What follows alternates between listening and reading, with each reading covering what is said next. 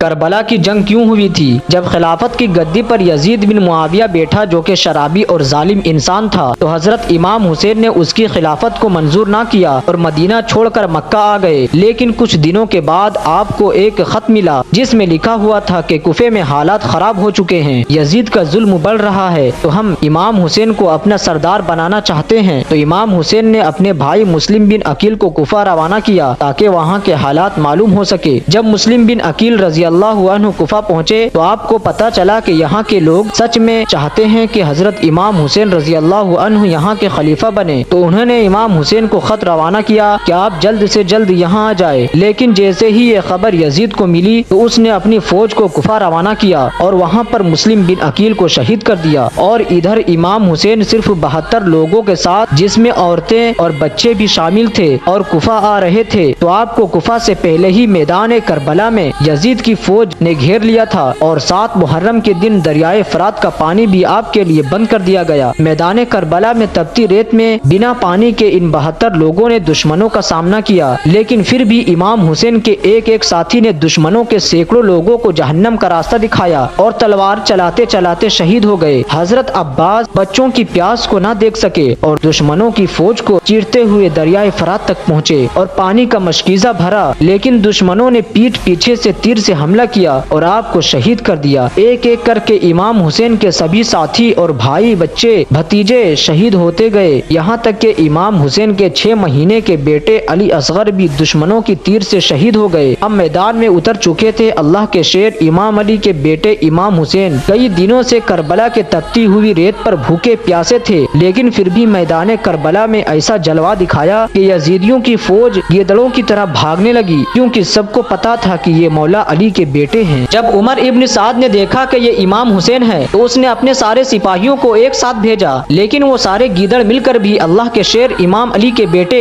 امام حسین کا مقابلہ نہ کر سکے اور واپس بھاگ گئے۔ اتنے میں عصر کی نماز کا وقت ہوا اور قربان جاؤں حضرت امام حسین کے نام پر کہ آپ نے جنگ کے میدان میں بھی نماز کو نہیں چھوڑا، لیکن یزیدیوں کو اسی لمحے کا انتظار تھا اور دشمنوں نے حضرت امام حسین کی گردن کو جسم سے جدا کر کے آپ کو سجدے کی حالت میں شہید کر دیا۔ یزیدی سوچنے لگے کہ ہم نے جنگ فتح کر لی۔ ارے کون سی فتح، جھنڈا تو آج بھی کربلا میں امام حسین کا لہراتا ہے۔